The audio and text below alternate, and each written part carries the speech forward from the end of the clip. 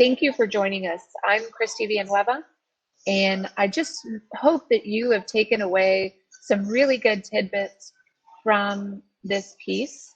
Please share it with others, share it with your kids. Come back and ask questions. We are always eager to answer any questions, or if you want to get involved in what it means to participate in the environment, to help neighborhoods thrive with community gardens or other sort of incentives for businesses even that can help push San Antonio and Bexar County forward in this effort. I encourage you to do so. You've really, just so we have a base, can you tell us a little bit about your work over the years? Because you've been contributing for a very long time. Well, yeah, I have my entire life, really, I've been driven to environmental issues. I was there for the very first Earth Day way back when, to put a date on me, I guess. But it has driven my life, and I've been motivated to pursue that life into my professional career, and has pushed me to get all of my 4 science degrees, including my terminal degree of a PhD in environmental science and engineering. And I've played a role as an environmental scientist for the city of San Antonio, for UTSA, and private consulting. I have a company now that I call Blue Dot Equity. Blue Dot comes from the Carl Sagan reference of the Earth being a pale blue dot when seen from space, and that company is dedicated to helping folks play their role in sustainability, helping small businesses understand what they can do to impact the pale blue dot, right? To impact the Earth, and so to this day, I do what I can to help folks understand the climate issues and the role that they can play in that. So I definitely appreciate that, and your history and everything that you've worked on, because I think we all have a responsibility, from that neighbor, from the Miss Martinez or the Mr. Jones that lives down the street from us, all the way up through the ranks, the small, medium, and large size businesses, and then up into city and county leadership. We've all got to come together, and we all have to really get re-educated, because it's funny, today I still hear people saying, well, recycling is the #1 thing you can do to help the environment. And I'm really taken back, because I learned a lesson from participating with all those environmentalists in the Climate Action Adaptation Steering Committee. And they said, but realistically, that's not. We can contribute in so many other ways. So many. That makes, yes. And I think we really have to relearn a lot of things. We do. Education is a giant component there. Recycling, upcycling, all great stuff, but just a fragment of what's needed. And that's the hard facts, the hard science, the hard reality of climate change, and climate science, and social responsibility, if you will, that a lot of people just aren't paying attention to. They have a plan, they have the guidance, they have community interaction and community involvement, and a lot of it is going to be very difficult, if not impossible, to implement. And so as a leader, we've got a plan, we need to move forward with it, it's going to solve all the problems or whatever. The frank reality of it is the evolution of climate change is very powerful globally, and the minuscule impact that humanity is going to make is dubious, whether or not it will have an impact. The community hasn't. The community has known about environmental problems, let's say, from the 70s, maybe, back in the Nixon administration, right when they first came up with. Well, it wasn't Johnson's wife. Let's see, is that right? Lady Lyndon Bird. B. Johnson. Yes, That's, yes, yes. She was working on it, wasn't she? well, yes. I mean, we can go back in history and look at, you know, each administration, each federal administration, yes, all the way back to the very beginning, and probably find examples of trying to regulate or modify behavior of the community. But I guess my reference to the 70s was sort of during the oil embargo, and when we first started to realize that we were in jeopardy of having an energy crisis sort of dictated to us by people outside of our border, and so we started turning our attention to how do we solve these problems internally within the U.S. And I think we had a much more significant attention put on the energy industry in particular, but environmentalism and sort of green behavior, if you will, since then. Earth Day started back then. We've been celebrating that now for numerous years, 50 years, and we have to look around the community and ask what progress we've made. And certainly the awareness has increased. We've made significant strides in awareness, but the overall community has such a long way to go.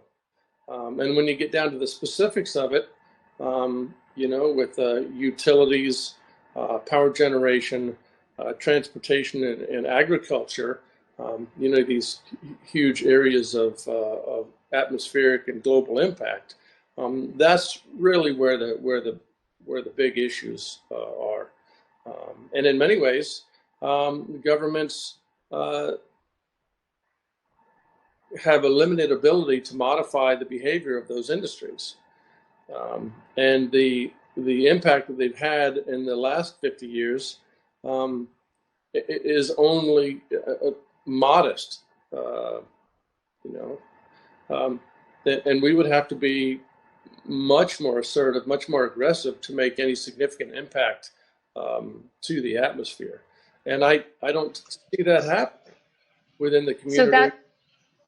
So that's where the climate action adaptation plan came in, was to be able to bring all of our community members together in both the business community and our neighbors and the city and CPS and other SAWs to try to figure that out. So let's do this together and generate some sort of a plan that works for not just San Antonio, but Bexar County.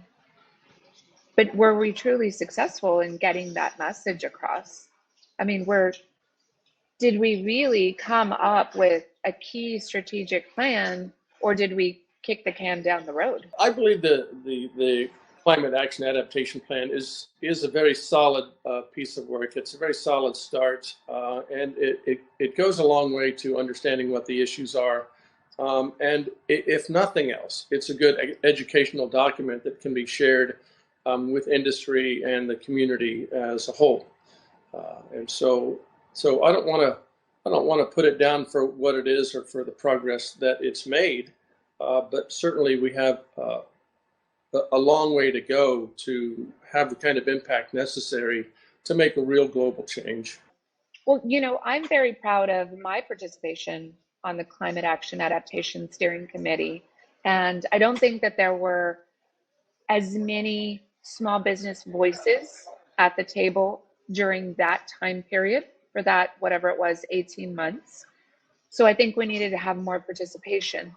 But let's say from my perspective as a constituent and a small business owner, I really felt it was important to be a part of that conversation, to sacrifice some of my time that I needed to dedicate to the West Chamber and to my business, and to participate, because it honestly, it was a little heavy on the environmental side. And we were not talking about practical purposes for this plan. From what I see on the national news, every little thing that we do, all the choices that we make today, right down to, using our reusable cups and taking public transportation and what have you, we're really not going to see those effects until way down the line, years from now. So Well, how do we bring that home, Keith, to really say it's important today? there's an old saying that's been floating around for quite some time. You'll see it on bumper stickers, and it's kind of the go-to phrase, and that is think globally, act locally. Right? Think globally, act locally. And that's really all we can do as citizens in hopes of changing these giant global issues.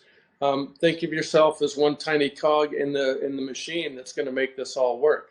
Right? We all have to have a role to play and do our part. And for us as individuals in the community, that means driving less. Not leaving the lights on in your house when you're not in that room.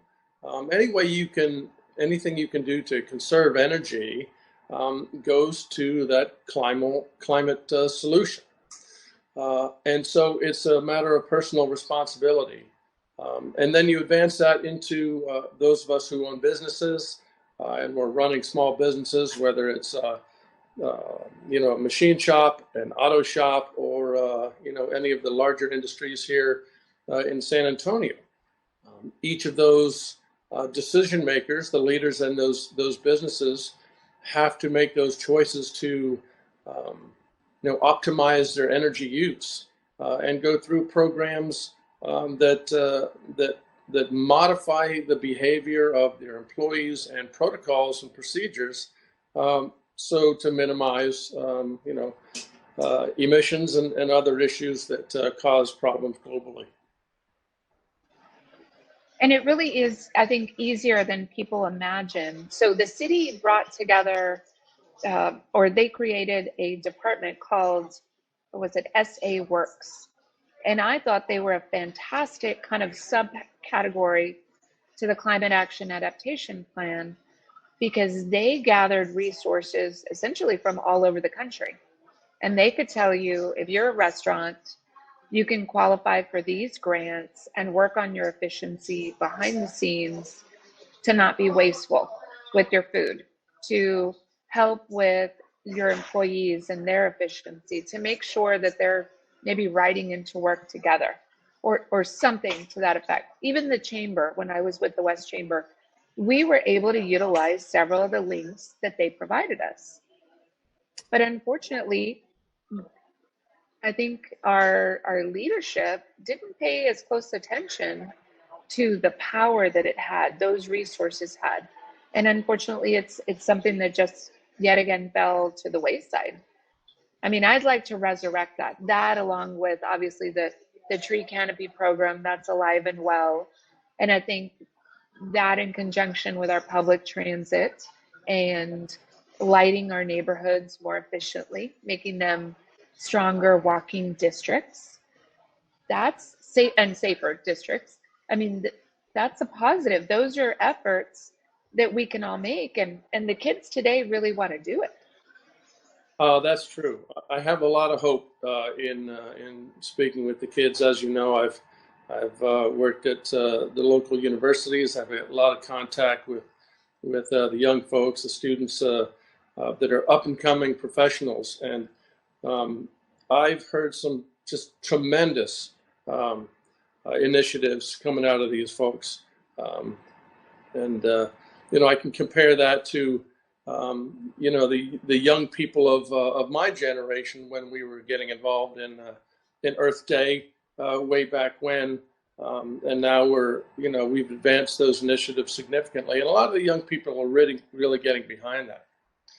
The challenge comes in when you have leadership that is not fully on board with that. And so what you'll see, not in just our city, but around the country and around the world, some leaders take the lead on these initiatives and really make a difference. They go above and beyond and implement some of these great ideas. But it takes that torchbearer, that person, to stand up in front of everyone and say, this is a great idea, and I'm going to lead the way. Everybody who wants this change to happen, follow me. We're going this way. And not every leader is willing to do that. That takes a lot of courage sometimes when you're up against the community or a particular policy or certain industries or whatever that need to evolve, and they're resistant to that evolution. So it can be very challenging for a leader to address that. So Keith, I do want to ask you, like, on the local level, and I really want this to make sense to our neighbors. Every neighbor, no matter who they are, retired or young, entrepreneur. I mean, these things that we talk about with the climate action adaptation plan and the environment and the responsibility, in my mind, I see it impacting those moments, the food shortages that we have, those people that maybe don't have the resources they need and maybe are below poverty level and are really just, I mean, they're just worried about their day to day.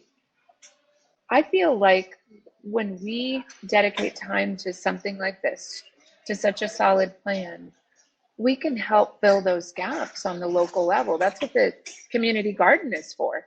That's what it means to have, a community pantry, or, being able to all, some of us working from home, some of us not, that balance. It's always some sort of a balance, but at the end of the day, people helping people. I mean, is that maybe too basic for me to think of things? Well, no, that's not too basic. There needs to be a sort of a basic bottom line of how do you get involved, right? What do I do as a citizen, as a neighbor, as a friend, as a family, whatnot? You mentioned the community gardens thing. That's a fantastic program that is supported by several nonprofit entities around San Antonio, and the city and SAWS and CPS and the local colleges. They all have programs for community colleges. I've written papers on food deserts and some of these challenges that we see in various parts of the community. I've been involved in developing these community gardens at elementary schools and other places. And everyone can do that. Everyone can play a role there. And that can help overcome some of these challenges in the food shortages that we have in San Antonio and around the country. But it also brings up a larger question, too, about our agricultural systems and food distribution systems, food security, etc. It's really a travesty that so much food is wasted in the agricultural industry. If you've ever seen any of these programs about food that is wasted between the field and the consumer, it's just a tremendous loss in resources. And that represents all the fuel for the trucks, all the energy that the people put out, all the water that's consumed by the plants that aren't used. It's really a travesty, and significant attention should be directed to that to resolve that problem. I don't have the statistics off the top of my head, but a quick Google search will show you the enormous loss in this arena. And something should be done about that. And I think that's one of the issues that should be taken up by local leaders. And I mean, do you think that at the city level we can really take that on as leadership, as business owners, as council people, maybe as county commissioners?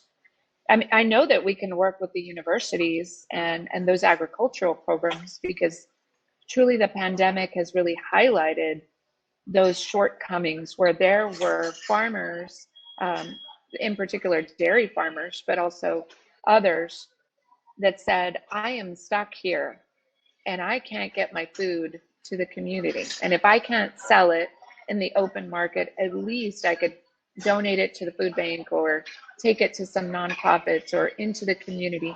They couldn't even realistically do that. Well, And that was the real travesty for me. sure. To go right to the heart of your question, can San Antonio leadership do anything about it? This is the sixth largest city in the U.S. You know, if our leadership can't address that, being the sixth largest city of the U.S., then there is a major problem with leadership. And, to be frank, we have millions of people in our area that are part of that um, uh, food supply line, right? You're either a grower, a transporter, or a consumer, distributor, or a consumer. And leadership can take some role in modifying the protocols, the processes, what have you, to increase the utilization of those resources. And so, absolutely, leadership can take a role in that, and they should. And I think that's, to me, that's what makes the better leader. And maybe I wonder sometimes, I try to reflect on a lot of these issues that are plaguing small minority owned businesses and many of the folks, because the majority of our city is impoverished, and we know that they make less or right around minimum wage. And we don't realize that. Maybe sometimes we get a little too involved in our own circles, and we don't realize that administrative assistant is living in poverty and may not be able to pay her bills or his bills, and may not be able to feed their children or do the best for their families. But some of the answers are so basic that we tend to overcomplicate things as leaders. And there's a lot of these folks that can truly contribute, I think, to the answers that are plaguing all of our communities as a whole. Well, yes, I think that's all true. But the challenge really comes in for San Antonio leadership, whether at the city level, the county level, or at the state level, and so on, is how do you, as a leader, define a policy, put forth a policy or a program that helps those folks in need. And that's the real issue, I guess, when the challenge comes to you is what will you actually do? Is it a new policy or a procedure? Is it a new office, a new employee for the city? Something in the code compliance or what have you that changes the operating procedure or the paradigm that we're functioning under now. Can you make a sustainable change in the use of resources to benefit all? No, absolutely. And I agree. And every time I've heard you speak, like over the years, the people that I think about are, our communities who have very little, who are not able to get access, who are these food deserts. They live in communities that would be considered food deserts. The East Side is a great example of that. We've tried to work hard over the years, but it just hasn't caught on. Now that we have an even bigger problem with homelessness, and I see the TV stations going out and filming the different churches and groups that are going and feeding the homeless camps. And immediately I think back to these pop-up farms that are within the neighborhoods where we could every single person, no matter your skill level, could really come together and contribute a little something. And we could all kind of be responsible to each other. And that's what I'd like to write policy to improve on, is truly that quality of life that we create as individuals, and make it a better place. And down the road, in 5 years and 10 years, we may be gone, but we're going to see that difference because we're teaching others. The old saying of, you can, what is it? You can give a man a fish, but if you teach him to fish, that makes all the difference. That's right. And that's how I think of sustainability. Is we can't do it for people. We can't create these fabulous plans and do it for our communities. We need their involvement, and we need leadership to say this is just as important as at high level policy. And my efforts don't stop at my business or my campaign. This is so much bigger than that. So please reach out. We're going to post our phone number and the email below. And I will also give you a link so you can reach out to Dr. Keith Muhlestein if you'd like more information on his services. Thank you so much for joining us. And we definitely hope to see you again.